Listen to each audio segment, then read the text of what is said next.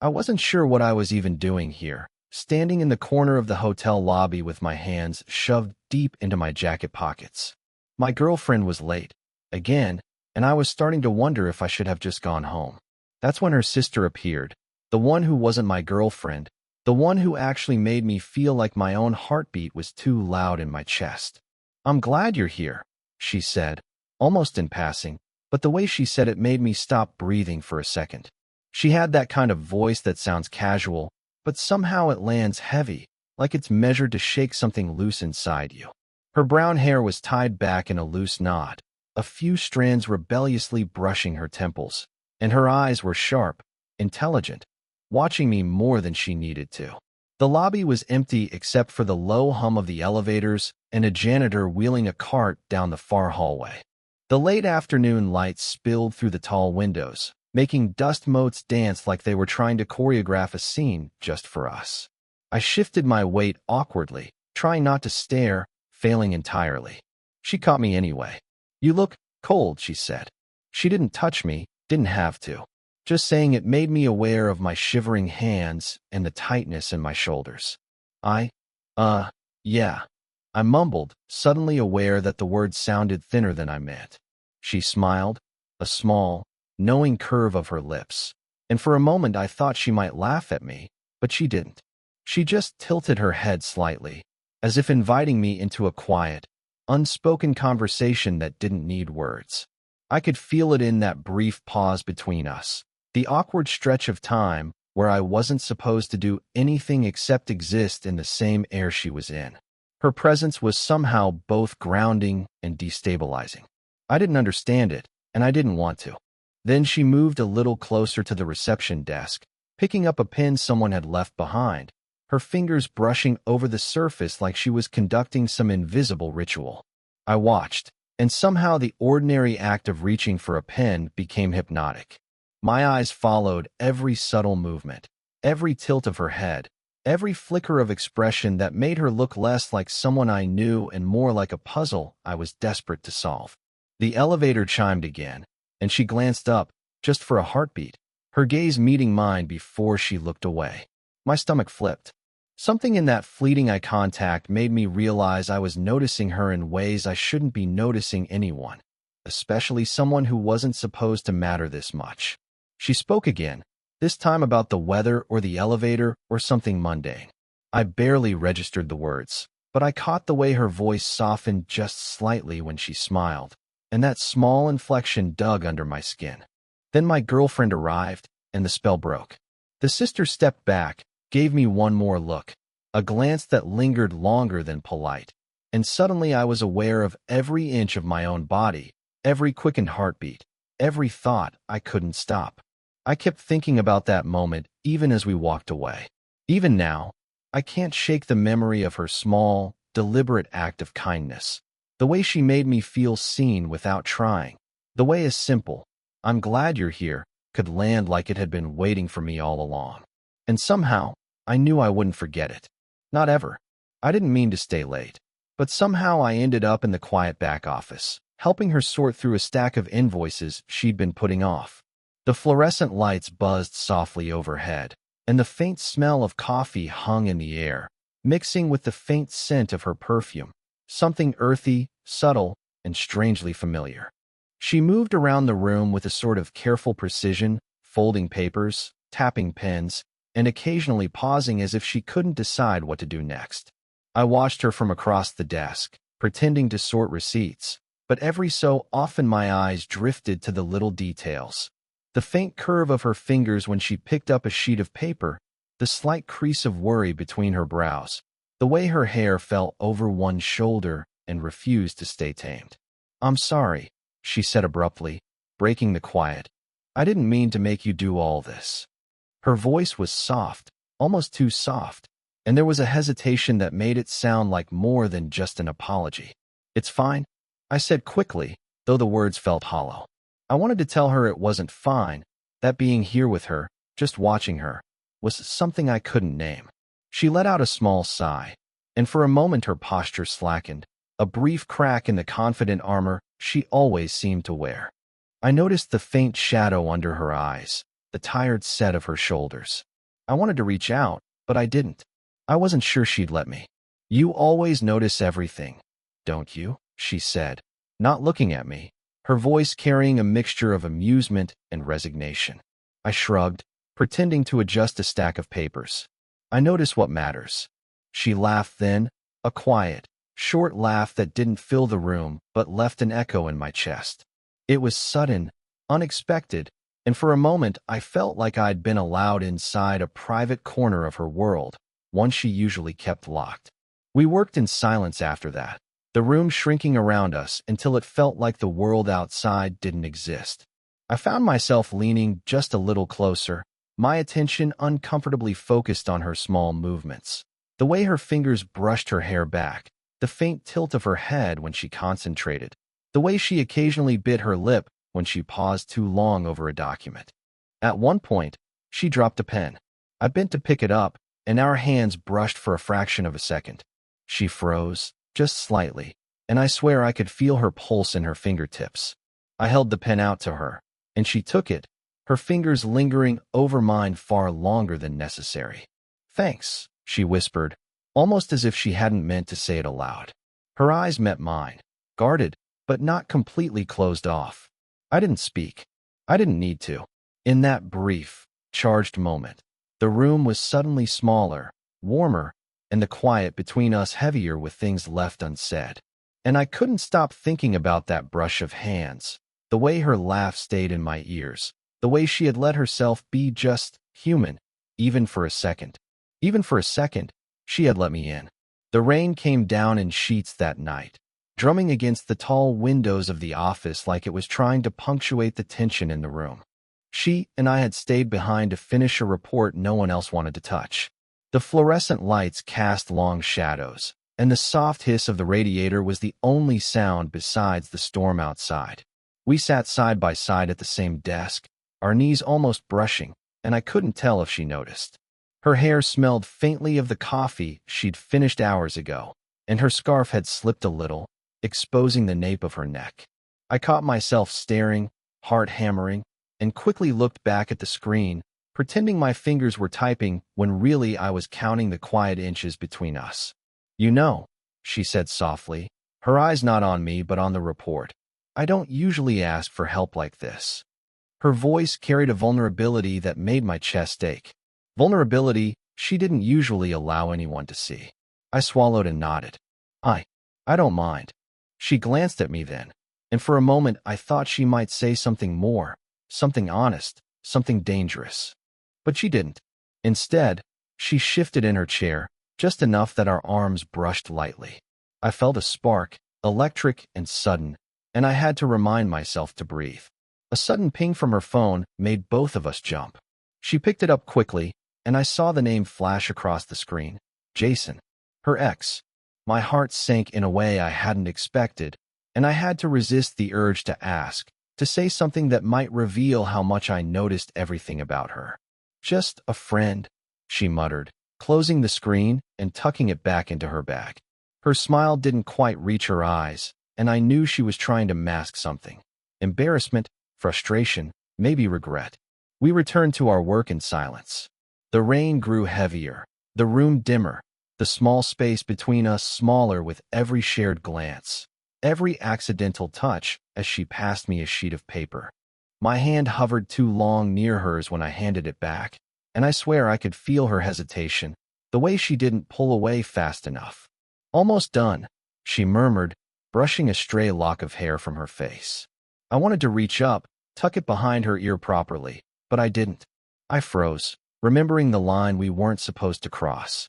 The storm raged on outside, masking the quickened beat of my heart. I was painfully aware of every shallow breath, every tiny movement she made. For one fleeting moment, I thought if I just leaned a little closer, she might lean too, and something irreversible would happen. And then the elevator dinged, loud and intrusive, and the spell broke. She stiffened, glanced at the door, and muttered something about the cleaning crew. I watched her pack up, and I felt the sharp ache of restraint, the frustration of nearly, but not quite, touching a secret I wasn't meant to have. As she walked past me toward the exit, Our shoulders brushed lightly. My hand twitched as if it wanted to follow, but it stayed planted on the desk. I watched her go, feeling the weight of 1,000 almost pressing down on me. That night, I realized proximity could be more dangerous than distance. We sat on the small, worn couch in her apartment, the city outside humming with distant traffic and the occasional siren. The kettle had boiled minutes ago, and neither of us had moved to pour the tea. The room smelled faintly of old books and rain lingering at the open window. I watched her trace the rim of her mug with her finger, silent, as if the simple act of holding it tethered her to something I couldn't reach. I don't know why I keep doing this," she said finally, her voice low, almost trembling. I didn't answer right away, afraid that anything I said would shatter the fragile space between us. Her eyes lifted to mine, searching, almost pleading. "I mean, what are we doing, really?" The words hung in the air like smoke, curling around us, heavy and inescapable. I wanted to reach for her hand, but I stayed still. My fingers itched, and my chest felt tight. But I knew that moving too soon might ruin the unspoken understanding we had built. "I don't know," I whispered finally, my own voice betraying a tension I couldn't hide. My eyes followed the subtle rise and fall of her shoulders, the quiet curve of her lips as she considered what I'd said. She looked away, then back again, like she couldn't decide whether to leave or stay, whether to laugh or cry. "It's confusing," she admitted, a soft sigh escaping her lips. "I feel like I'm supposed to have this figured out, like I'm supposed to be in control. But I'm not. Not with you." I nodded slowly, unsure if she could see the shiver that ran through me. She tucked a strand of hair behind her ear and bit her lip, a small gesture that somehow made the space between us feel impossibly charged. I realized then that silence could carry more weight than any touch, more than any confession. Do you ever think about it? About us?" she asked, her voice barely more than a murmur, but I heard the fear in it, the vulnerability. I did think about it, constantly, but I stayed quiet, letting her words linger, letting the moment stretch into something fragile and infinite. She leaned forward slightly, resting her elbows on her knees, her eyes dark and earnest. "I can't pretend anymore," she whispered. "I can't pretend that this is just normal, that it's fine, because it's not." And her voice caught, and she swallowed hard, leaving the sentence unfinished. I wanted to finish it for her, to say the words I was dying to hear, but I couldn't. I could only watch, caught between wanting and restraint. The clock ticked in the background, loud and relentless, marking the seconds of our shared hesitation. I felt the tension coil tighter in my chest, a knot that wouldn't untangle. Finally, she leaned back, letting out a breath that seemed to carry the weight of everything she hadn't said. Her gaze met mine one last time, and in that look, I felt the raw, unbearable truth. "I don't think I can do this without losing something of myself," she said, voice fragile, devastating, and utterly honest. And just like that, the room felt too small, the silence too loud, and I realized that whatever this was between us, it had already changed everything. I found her in the corner of the cafe, hunched over a notebook, the late afternoon sun painting streaks across her face. She didn't notice me at first, which was fine. I wasn't ready to be seen. I slid into the seat across from her, and she looked up, startled, blinking as if I'd appeared out of nowhere. I didn't know you were coming," she said, brushing a loose strand of hair behind her ear. "I wasn't planning to," I admitted. "But I thought you might need a break." She hesitated, then closed the notebook, her hands lingering on the cover. "I've been thinking," she said quietly, almost to herself, "about everything, about the people I've lost." I kept my mouth shut, not wanting to intrude, but my heart started to pound. I'd seen glimpses of this before, brief shadows in her eyes, but never the depth of it, the raw edges of memory she usually hid behind calm smiles. "It's stupid, maybe," she continued, voice trembling slightly. "I still think about him sometimes, about what I could have done differently, about how much I let go." I didn't know what to say. The way she spoke, so honest and fractured, made my chest ache. I wanted to reach out, to say something comforting, but I also knew there were no words that could undo the past she carried so carefully. "You remind me of him," she added suddenly, and I froze. Her gaze was steady, searching, almost pleading. "Not like that, don't misunderstand. But your patience, the way you notice things, even when I don't want to be noticed. It's familiar." I swallowed hard. That familiar word struck me deeper than I expected. I had no idea whether it was a warning or a bridge, whether it pulled her closer to me or reminded her of someone he couldn't replace. She looked down, clasping her hands together as if to hold herself in one piece. "I didn't mean to. I didn't mean to bring that up," she whispered, voice breaking ever so slightly. "But I can't pretend it doesn't matter." The cafe hummed softly around us, a muted soundtrack to the tension between us. I noticed the slight tremor in her fingers as she brushed the edge of the table. I wanted to reach across and steady her hand, but I stopped myself. Every impulse felt like it might be the wrong one. For a long moment, we just sat there, our silence filled with everything left unsaid. I realized that this wasn't about anyone else. It was about her and the fragile pieces she was letting me glimpse. Pieces I hadn't known existed until now. Finally, she met my eyes again. There was a softness there now, a hint of trust buried beneath the caution. "Thank you," she said, barely above a whisper. "For noticing, for being here." And then, almost without thinking, she let her hand brush against mine. Not deliberately, not searchingly, just lightly. The touch lasted less than a heartbeat, but it felt like the world shifted. I could feel the tremor of something new, fragile, and dangerous in that brief contact. I didn't move. I couldn't. I just watched her for a moment longer, and in that suspended second, I realized everything had changed. We were in her apartment again, this time with no deadlines, no papers, no interruptions, just the quiet hum of the radiator and the occasional creak of the floorboards. I sat on the edge of the couch, watching her cross the room to the window, where the rain had stopped and left the glass streaked with silver trails. She didn't speak, just stared out at the city, and I realized I didn't need words either. She turned slightly, catching my gaze, and for a long moment, neither of us moved. The air between us wasn't charged with desire or confession, just recognition. A recognition that we had both been holding back, both aware of the fragile thread that had been tying us together for weeks. "I don't know what happens next," she said softly, almost to herself, almost to the empty room. Her voice wasn't shaky, but there was a tremor in the pause afterward, a hesitation I understood without needing explanation. "You don't have to know," I said quietly. My hand rested on my knee, but I felt the urge to reach out, to bridge the space that had always been too wide before. She moved closer to the couch, settling onto the cushion beside me, careful, deliberate.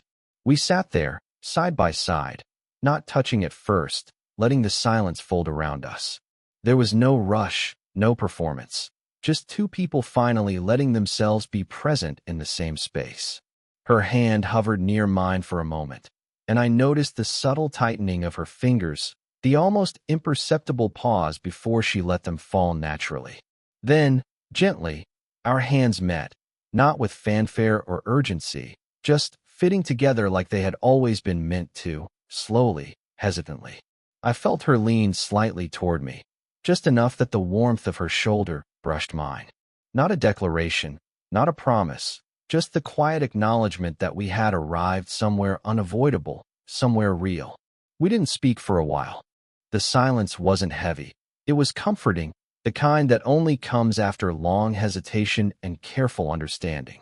I could feel the small rhythm of her breathing, the way her hand rested lightly in mine, the faint weight of her presence next to me. I think this is enough," she murmured finally. Her voice was calm, resolute, like a secret finally named but not over-explained. "Yeah," I agreed. The word felt right. We didn't need more than that. We didn't need a rush, a declaration, or a label.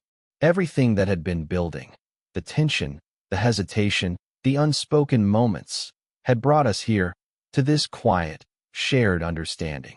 Her fingers brushed against mine again, softly, almost accidentally, and I felt the last of my restraint dissolve. Not with urgency, not with drama, just with the inevitability of two people who had weathered every almost, every pause, every unsaid word. We leaned back slightly, letting our shoulders touch lightly. The city outside seemed distant, irrelevant. For once, it didn't matter where we'd been, what we'd feared, or what might come next. We simply existed in that space together, fragile, tentative, and undeniable. And as the quiet settled around us, I realized this was enough. It's strange how some moments stay with you, long after the people involved have gone, or long after they've become something more than just people in your life. I look back now, months later, and I realize it wasn't about rushing or declarations or dramatic gestures. It was about noticing, about patience, about letting someone's presence settle into the cracks you didn't know were there. I see her sometimes, not in grand memories, but in little fragments. The way she tilts her head when she thinks, the subtle strength in her quiet gestures, the soft way she lets herself laugh when she's finally comfortable. And I notice how much of her patience, her resilience, has rubbed off on me. How my own restlessness has softened in ways I didn't expect. We didn't need to change everything overnight. Love didn't announce itself with fireworks. It arrived in pauses, in gentle touches, in moments where neither of us had to speak. I learned that love isn't just about passion, it's about presence, about letting someone's fragility exist next to yours without trying to fix it, about holding space and, sometimes, holding hands. She changed, too, not in ways I could define easily, but in the way she let herself rely on someone else without shame. She allowed herself small vulnerabilities, quiet confessions, and even moments of silence that weren't uncomfortable, but connecting. She stopped carrying everything alone, and in doing so, she became softer, not weaker, warmer without losing her strength. Looking back, I realized that what we built wasn't a perfect story. It was messy, awkward, hesitant, full of unspoken almosts and stolen glances. And that's exactly why it worked. Because it was human. Because it respected our flaws and the slow, uneven way hearts learn to trust one another. Some days, I still remember the brief brush of hands, the moment her shoulder leaned into mine, the soft reassurance that this is enough. It's a memory that makes me smile quietly to myself, without needing to tell anyone else. And somehow, that quiet knowing feels more powerful than any dramatic gesture ever could. I think that's the thing about love. It doesn't always arrive in climaxes. Sometimes it sneaks in quietly, settles into ordinary spaces, and changes everything without demanding recognition. It teaches patience, observation, and the subtle art of being present. And as I sit here, reflecting, I realize that I wouldn't trade any of it. Not the awkward pauses, the stolen glances, the almosts, or the quiet collapses, for anything. Because they all led to this, a love that feels earned, inevitable, and quietly infinite. If this story made you feel something, let me know in the comments. Would you want more stories like this?